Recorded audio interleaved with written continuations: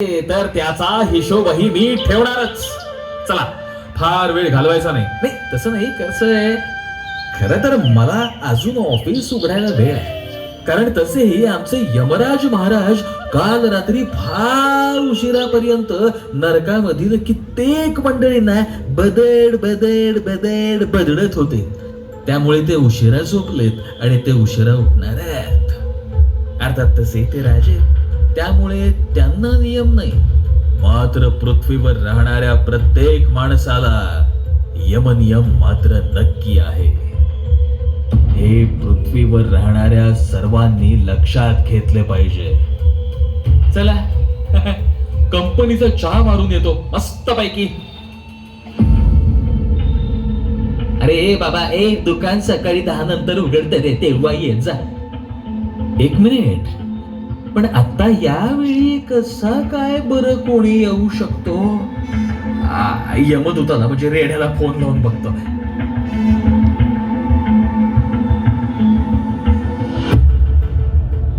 Hello रेड्या.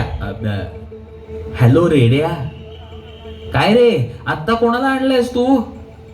तू कोणालाच आणलं नाहीयेस? अरे मग कोण आहे दारावरती? थांब मी बघतो. चित्रगुप्ताच्या दरबारात तुझं स्वागत आहे.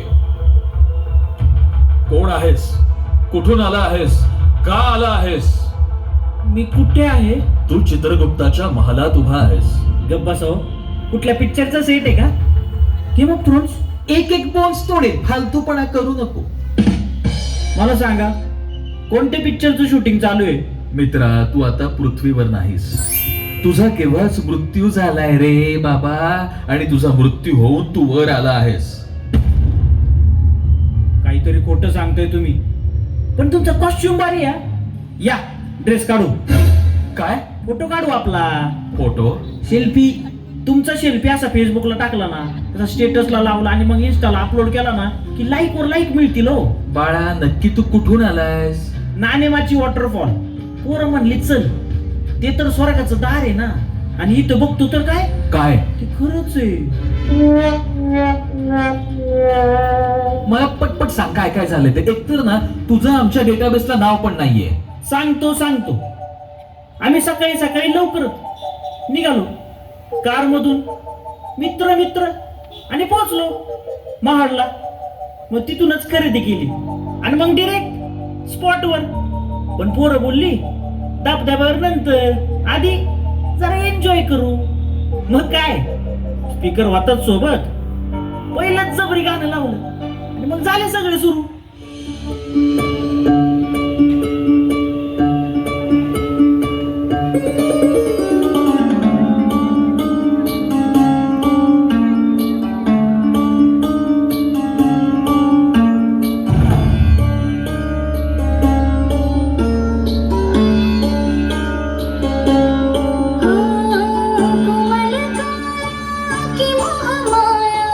पुनव चांदन झाले सोन्यात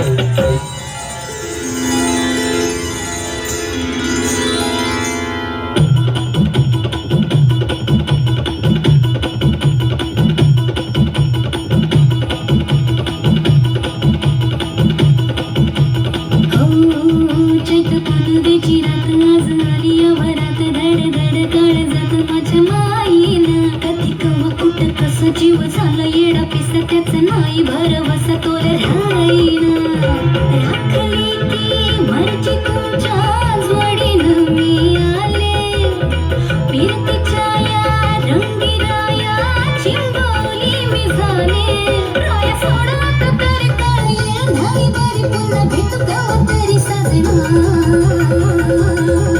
मला जाऊ त्यानं घरी वाजले ती बारा मला जाऊ त्यानं घरी वाजले ती बारा मला जाऊ त्यानं घरी वाजले ती बारा मला जाऊ त्यानं घरी वाजले ती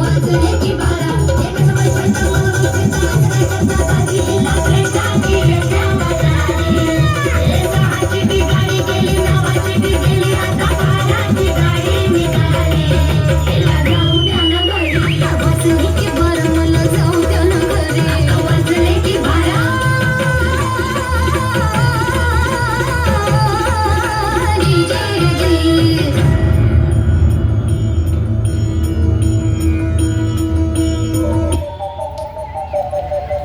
भारी मज्जा आहे राव तुमची. म्हणजे विषय आहे का आपले मित्र तसे भारी आहे. आयुष्य म्हणजे जत्रा सुखदुःखाच्या वाटा सतरा त्यात भेटले जे मनुष्य तेच आपले आयुष्य. फारच वैचारिक आहात राव तुम्ही. आपल्या मित्रांची कृपा. 2 घोट पोटात गेले की सगळेच वैचारिक होतात. हो का? माझी ड्युटी सुरू व्हायची आहे म्हणून सगळं ऐकतोय. पण मित्रा तुझा मृत्यू झालाय म्हणून तू इथं उभा आहे असे माहितीये का तुला? भारी जोक करता राव. सांगा की कुठलं शूटिंग चालू आहे? अरे इथे शूटिंग चालू नाहीये. काहीही सांगू नका. चला सेल्फी काढू. अरे कशाला हे सेल्फी वगैरे काढतोयस? तुमचा फोटो काय येत नाहीये. तेच सांगतोय मी माणूस नाहीये. मी चित्रगुप्त आहे. तुमचा फोटो काय येत नाहीये पण. मित्रा हे मर्त्य मानवाचं शरीर तुम्हाला मिळालेलं आहे, आम्हाला नाही. आम्ही या सगळ्याच्या पार आहोत. अहो असं बोलू नका हो. मला आता भीती वाटायला लागली. तुम्ही भूत तर नाही ना? नाही मित्रा मी चित्रगुप्त आहे. अरे मी फक्त 10 वाजायची वाट बघतोय रे. 10 वाजले की आमचा सगळा डेटाबेस रिफ्रेश होईल आणि तू इथे का आला आहेस, कसा आला आहेस हे सगळं कळेल. अहो माझी अजून सगळी स्वप्न पूर्ण व्हायची आहे. तो मला परत घरी जायचंय. घरच्यांना तर मी ऑफिस मध्ये 2 दिवस एक्स्ट्रा काम आहे म्हणून सांगून आलोय. अरे अरे म्हणजे तू घरी खोटं सांगून आलायस. या खोटं बोलण्याचं देखील तुला प्रायश्चित्त भोगावं लागणार. अहो असं का बोलताय? माझा गुन्हा तरी काय? कळेल. आत्ताच सांगता येणार नाही. हा पण त्या गाण्यानंतर त्या लावणीनंतर तू काय केलंस ते सांग. हा ते आम्ही मग धबधब्यावर गेलो आणि आणि अत्यंत सुंदर असा निसर्ग आजूबाजूला होता. हिरवीगार झाडं होती. त्यातून जाणारा रस्ता होता. पायवाट होती. समोर उंचावरून कोसळणारं पाणी होतं. बदा बदा बदा बदा नाही रे, धबा धबा आपलं धबधबा. हा त्याचं पाणी बदा बदा कोसळत होतं. आणि हे बघ डेटाबेस पण बदा बदा अपडेट झालाय. हा त्या धबधब्याच्या बाजूला एका कठड्यावर मस्ती करायला तू वर चढलास. हा आणि मग तिथून तू तुझ्या सगळ्या मित्रांना म्हणालास, बाय लोग इकडे बघा मी सेल्फी काढतोय. नाचा रे सगळे नाचा असं म्हणून मी मस्त ये साऊथ इंडियन गाणं लावलं आणि अशी नाचायला सुरुवात केली. നാടിൻ നന്മകനെ പൊന്മകനെ മുത്തായവനെ ഇന്നും സൂര്യനും ചന്ദ്രനും മുന്നായവനെ കാലം കാത്ത് വച്ച രക്ഷകനെ സംഹാരകനെ ഞങ്ങൾ കണ്ണനായി വന്നവനെ ഭയമേ മാറിപ്പോ നീ അണ്ണൻ വന്ന പിൻവിട്ട് മെല്ലെ ഇരുട്ടിൽ സിറ്റി വാടും രാജാവുക്ക് എല്ലാരും സുല്ല ഇവനെ തൊഴുവാനായി ജനത്തിലൊക്കെ കാലം എടുത്തു വച്ച സ്വർഗം പോലും ഇന്നും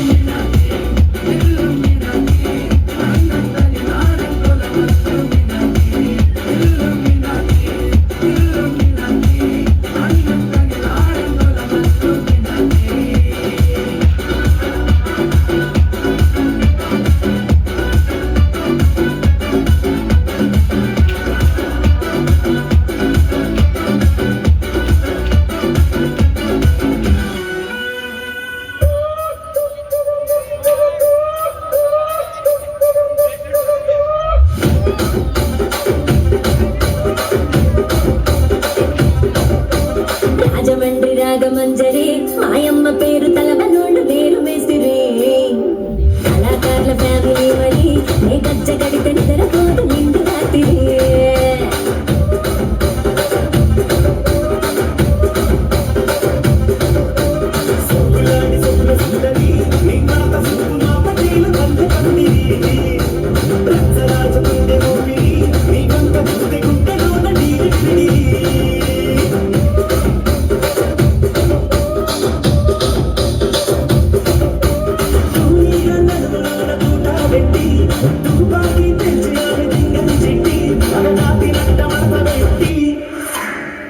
కుర్చీని మాట్లాడేది కుర్చీని మాట్లాడేది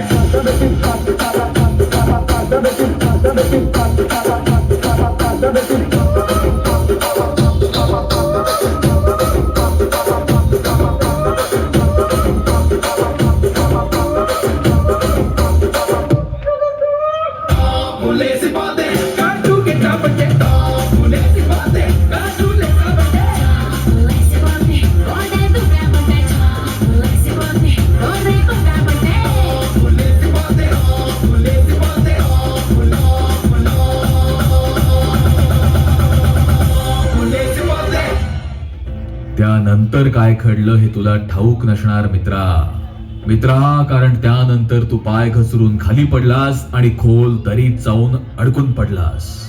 पण मग मी इकडे कसा आलो? मेलास म्हणून तर इकडे आलास. आई काय बोलताय? नुसता सेल्फी काढायला गेलो आणि मेलो, हे काय कारण आहे का? तूच विचार कर ना मग. तुझं तर आमच्या इथल्या आजच्या यादीमध्ये पण नाव नाहीये. मीच जरा अजून माहिती काढायचा प्रयत्न केला तेव्हा कळलंय हे सगळं मला. हे बघा तुम्ही पण मोबाईल वापरताय. आता एक सेल्फी काढायला गेलो म्हणून डिरेक्ट मारता का काय मला? हे बघा मला जिवंत करा. मला घरी जायचंय, माझ्या बायका मुलांना भेटायचंय, माझ्या आईला पण मला भेटायचंय. वडिलांना म्हणालो होतो यंदाच्या पाळीला गणपतीचा प्रसाद आपण द्यायचा. माझ्या घरी सगळे वाट बघत असतील. मला जिवंत करा ना, काही करा पण मला जिवंत करा. ते काहीही होऊ शकत नाही. असं बोलू नका, मी तुमच्या पाया पडतो. अरे तू काय वेड्या, मीच पाया पडतो तुम्हा सगळ्यांच्या. तुझं तर माझ्याकडे नाव पण नाहीये. आणि तुम्ही जसे त्या पृथ्वीवरती काय मोबाईल मध्ये असे मान खाली घालून भटकती आत्मा असल्यासारखे फिरत असतं ना, इथं सुद्धा तुमच्या नशिबीत तेच येणार आहे. असं बोलू नका हो, मला जिवंत करा, मला पृथ्वीवर पाठवा. हे बघ मित्रा, अपलोड सुरू झाल्यावर किंवा डाउनलोड होताना मध्येच ते चक्र फिरत राहतं ना, तशी तुझी अवस्था झाली आहे. तू सध्या क्लाउड मध्ये आहेस. हा मोबाईलच्या अतिवापराचा क्लाउड आहे. यात अडकलेल्यांची संख्या पण खूप आहे. असाही मोबाईलच्या रेडिएशनमुळे मनुष्य प्राण्याला आणि पक्ष्यांना पण त्रास होतोय. मोबाईल मधला किरण उत्सर्जनामुळे अवयव खराब होत आहे. ज्या कानाला मोबाईल ठेवताय त्या बाजूला ट्यूमर होण्याचा धोका वाढतोय. रोज 1 तास किंवा सतत मोबाईल वापरल्यानं 10 वर्षात ट्यूमर होऊ शकतो. मोबाईलच्या अतिवापरामुळे स्ट्रेस बर्नआउट स्थिती निर्माण होते. अतिताणामुळे झोप प्रक्रिया विस्कळीत होते. स्मार्टफोनचा अतिवापर केल्यानं अल्झायमर किंवा पार्किन्सन्स असे मानसिक आजार उद्भवण्याची शक्यता निर्माण होते. अरे तुमची लहान मुलं मोबाईल दाखवल्याशिवाय जेवत नाहीत. मोबाईल बघून बघून माणसांशी त्यांचं बोलणं कमी झालंय. त्यांना त्या आजारपणांचाच त्रास सहन करावा लागतोय. दिवसभर ठीक आहे, पण रात्र झाली की त्यांना घराबाहेर पडता येत नाही. मग ते मोबाईल साठी हट्ट धरतात. तो मिळाला नाही तर जेवत नाहीत, हातपाय झाडतात, रडतात, घर डोक्यावर घेतात. बरोबर आहे की नाही? बरोबर आहे. हे चित्र कधी बदलणार? का आयुष्यभर फक्त गुलाबी साडीवरती डान्स करत बसणार?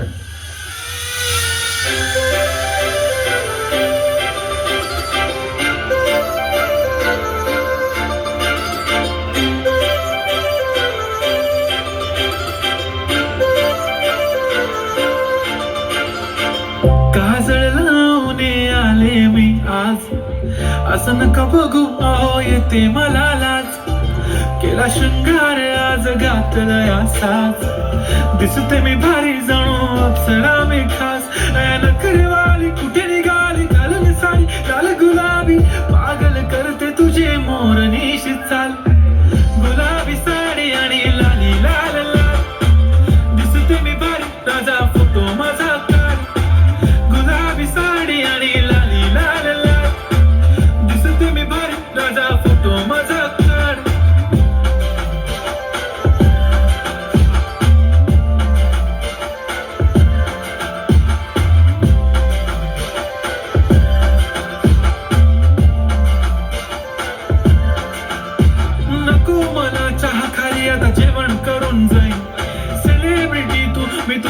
ये बनून रे येणार सेल्फी साठी जाऊ मला फील होणार प्रो जाशील इंस्टावर लाईव्ह आणि मी कमेंट करत पाहिजे करीन कष्ट माझ्या पैशाने घेणार मेकअप किट राजा होणार मी इंस्टाची स्टार आहे गुलाबी साडी आणि लाली लाल लाल दिसते मी भारी राजा फोटो माझा काढ किती मी क्यूट किती गोड किती छान दिसते मी भारी राजा फोटो माझा काढ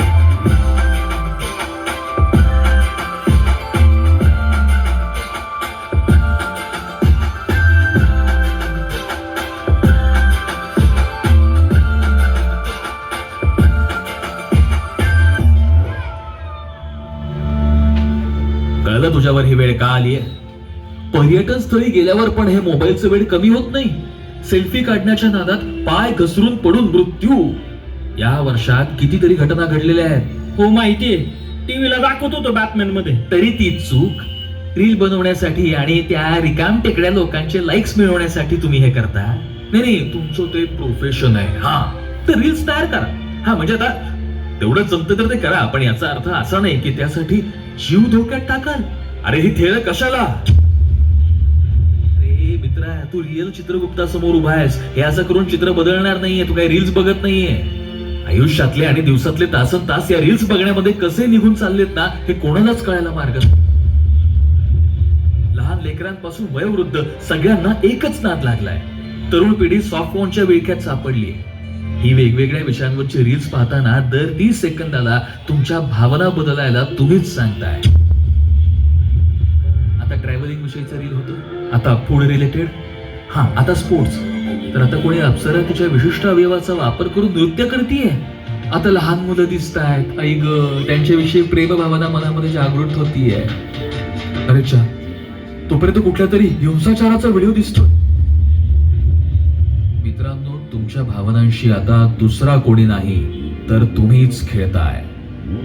आपण स्वतःच आपल्या भावनांशी खेळतोय. स्वतःच्या मानसिक आरोग्याची आपण वाट लावून टाकतोय. अहो पण तुम्ही मोबाईल वापरताय तो? हो, कारण तो माझ्या कामाचा भाग आहे. कामासाठी हे शस्त्र म्हणून वापरावे लागणारच आहे. पण त्यातही एक संशोधन झालंय. ते असं सांगतं की मोबाईल मुळे आपलं काम दुसऱ्यावर ढकलणं सुद्धा सोपं झालंय. तुम्ही मला वाचवा. हे काम दुसऱ्या कोणावर सोपू नका. माझा गेम नका ना करू. अरे एक नंबर, फार योग्य वेळी योग्य शब्द बोललास. बरं झालं आठवण करून दिलीस. मोबाईलच्या गेम मध्ये आयुष्याचा गेम होऊन बसलाय. बरेच जण आहेत. ऑनलाईन रमी खेळणाऱ्यांनी एक दिवस कामधंदे सोडले म्हणून कळतं, आणि काही दिवसांनी कर्ज झालं म्हणून जग सोडलं ही बातमी कानावर येते. अरे आपल्या आई बापांनी यासाठी केला का मोठा? त्या ब्लू वेल नावाच्या गेम मुळे तर आपल्या इथे एका मुलानं इमारतीवरून उडी मारून आत्महत्या केली. स्नॅपचॅटवर फोटो अपलोड करायचा, गाडी चालवतानाचे रील्स काढायचे म्हणून बसच्या खाली गेली 2 मुलं. दुसऱ्याच्या स्टेटसच्या चांगल्या गोष्टी बघून असंही आयुष्य जळफळाट करीत लोक जगतायत. त्यात हे असं मरण वाईट रे, वाईट. म्हणूनच तुम्हा सगळ्यांना ना नरकात पण जागा नाहीये. या मोबाईलच्या रेंज सारखे मधल्या मध्येच लटकत राहा तुम्ही. त्याशिवाय तुम्हाला ना भान येणार नाही. ते काही नाही, तुम्हाला स्वर्ग किंवा नरक काहीतरी द्यावंच लागेल. कशाला? पुढचा जन्म घ्यायला. आणि काय करणार पुढचा जन्म घेऊन? मान खाली घालून आयुष्यभर त्या मोबाईल मध्ये नाक खुपसून बसणार? ते काय नाही, तुम्ही असेच मरणार. अरे कुठे देशासाठी लढणारे सैनिक आणि कुठे 4 लाईक साठी आपल्या आयुष्याचं मातेर करून घेणारे तुम्ही. असं नका करू चित्रगुप्त महाराज. चल, महाराज मला खाली पाठवा. काही होऊ शकत नाही तुझं. मला जिवंत करा महाराज. महाराज मला खाली जायचंय. महाराज ऐका महाराज. आणि तुम्ही गणेश भक्त हो, नीट विचार करा सांगितलेल्या या सगळ्या गोष्टींचा, कारण माझ्याकडे सगळा हिशोब असतो.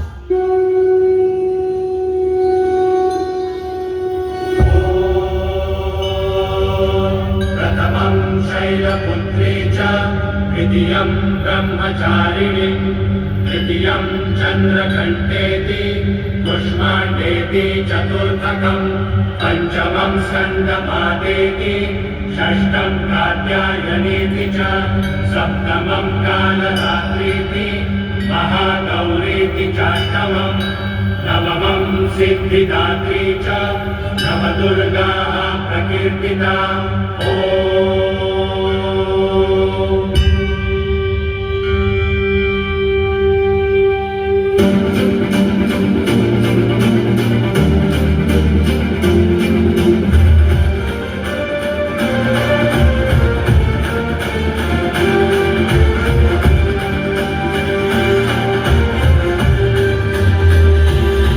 आई तुझ्या गचरणी आभाळ धरणी येऊन विसावले देवादिकांचे संकट जाई गहनी तुझ्याच कृपेमुळे नाद झंकार तू सारा संसार तू नाद झंकार तू सारा संसार तू तुझ्या पायाशी आम्हा राहू दे आई जगदंबे आई जगदंबे आई जगदंबे आई जगदंबे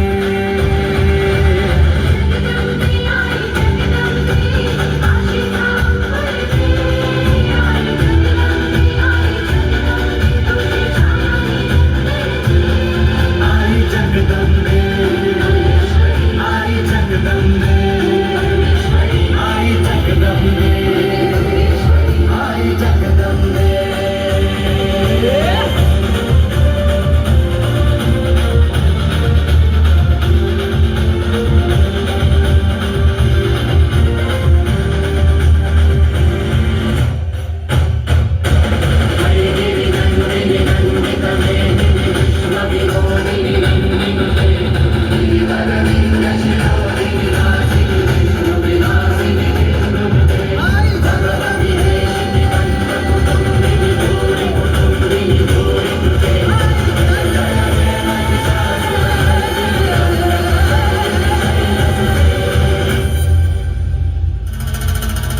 सादर करीत होते देखावा यशस्वी मित्रमंडळ व प्रशांत शेट्टी प्रतिष्ठान. मंडळाचे आधारस्तंभ माजी नगरसेवक माननीय श्री प्रसाद शंकर शेट्टी.